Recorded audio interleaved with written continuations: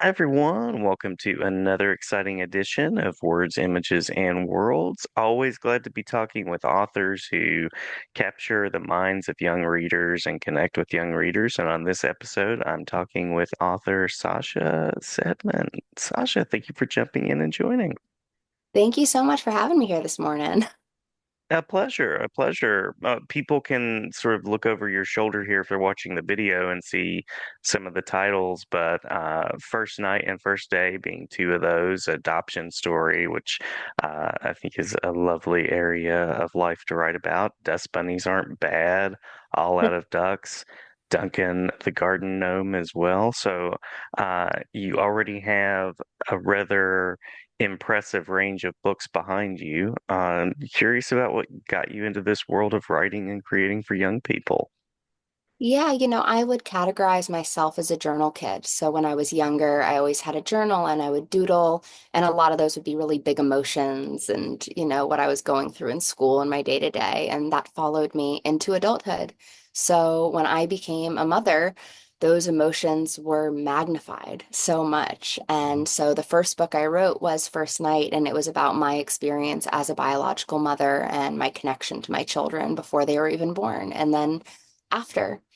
And once I wrote that, I really wanted to honor my adoption because I'm an adoptee of an open adoption. And so it kind of snowballed me into wanting to write more than just one. And the Mhm. ideas really started kind of flowing as I looked at the world through my children's eyes. And I live in it every day with two toddlers, a 2 and a 3-year-old. So it's easy to grab inspiration just from what they're doing, how they see the world, what they tell me. Yeah, yeah. Any secrets to sort of living and parenting, but also writing? Any particular craft moves or craft tips that you have? I mean, most of my writing happens at like 10 p.m., 11 p.m. at night when the house is quiet because I get so easily distracted. But I also always use voice to text because I'm dyslexic. So I always have my phone on me or my Apple Watch. And so a lot of the time, if I come up with an idea, it happens really quickly. So I'll kind of voice record it to myself and then remind myself in the next day or so to look back. And that's how Duncan the Garden Gnome was started, is my son was playing in the Mm. garden and we had these little Dollar General gnomes and we started talking about if we should name them. And he named them after my family, but I thought at first instead of saying his name Deegan, I thought he said Duncan. And so now we Oh, have okay. a Duncan and a Sasha and a Deegan. And so I decided to write a story about our Duncan the Garden Gnome. Love it. Love it. Finding inspiration in every day, Yes. even at the Dollar General, and they're one of those like everywhere. So Exactly. Just walk into Dollar General, you'll find something there. exactly, exactly. Well, a lot of people talk about picture books as sort of like poetry in a way, like really choosing those words carefully. So, any tips that you have for revising in that process, or any part of the process that's especially helpful for you as you kind of refine what you want on the page?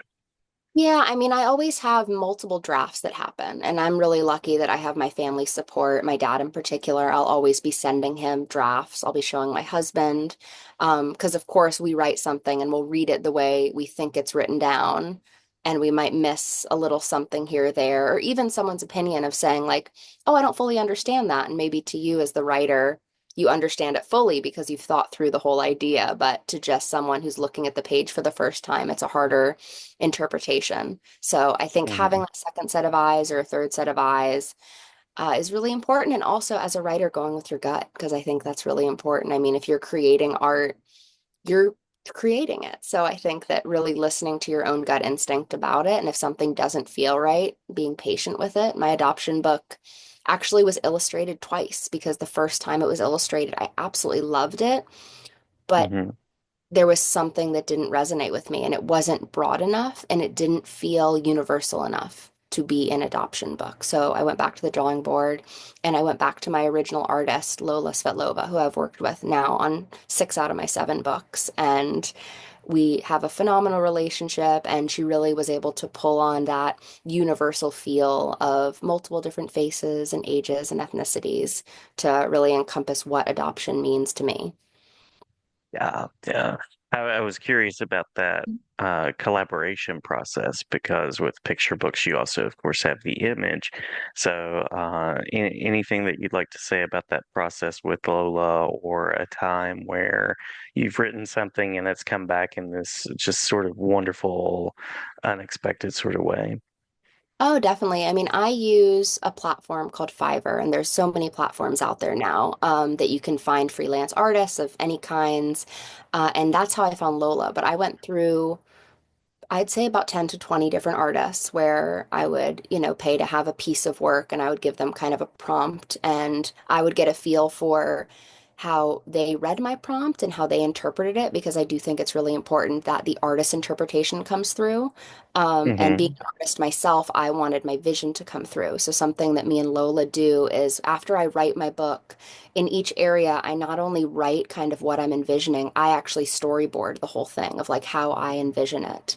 And I'll ask her questions and say, "Oh, I have these two ideas. What do you think?"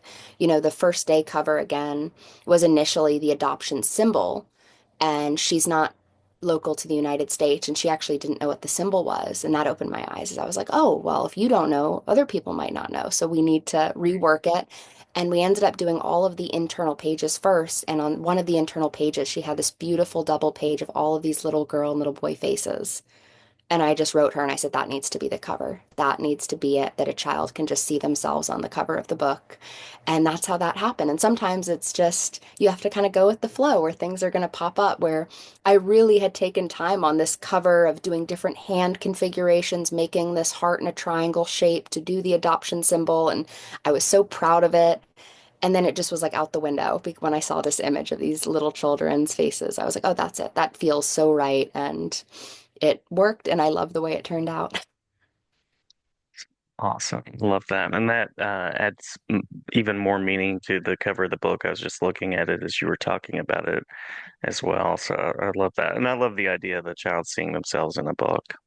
Yeah, especially when you don't normally have the visual appearances of your parents when you're adopted. It's not as common, even if you're the same race, same ethnicity. There's still so many subtle differences when someone says, "Oh, well, you have your dad's nose or you have their ears." Adoptees don't really have those same connections.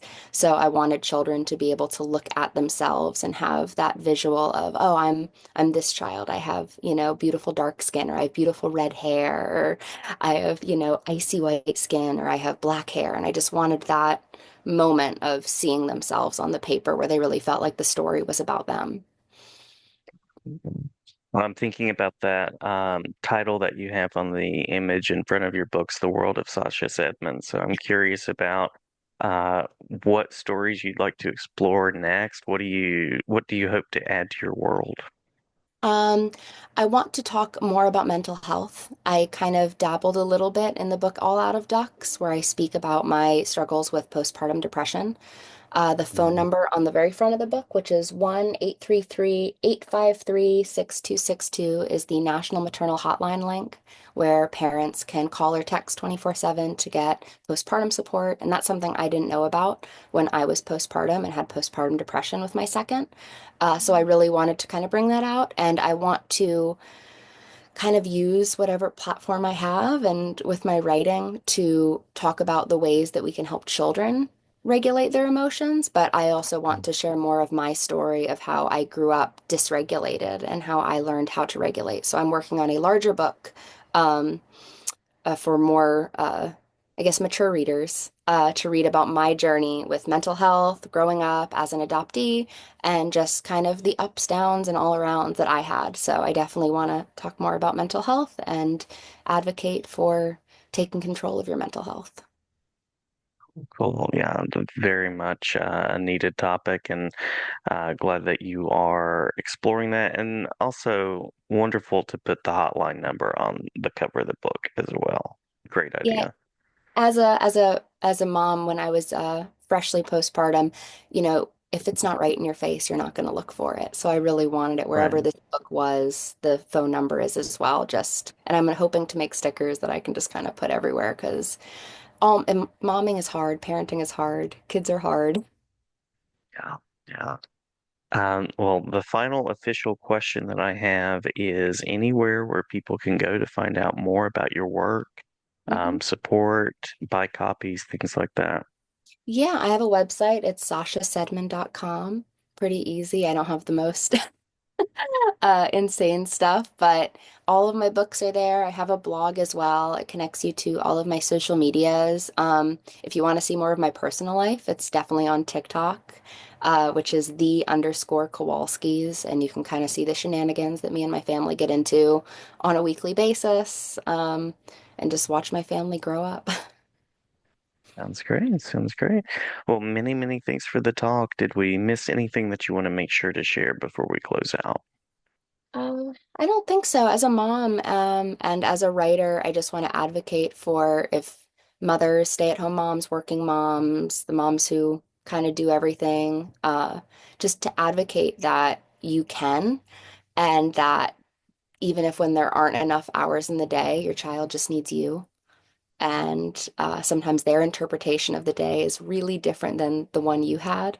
And so to just Mm. remember that you're doing a great job and that they just want you there and present. And uh, we're like superheroes to them, especially when they're young. And just remember that and, give yourself a little tap on the back. You're doing great.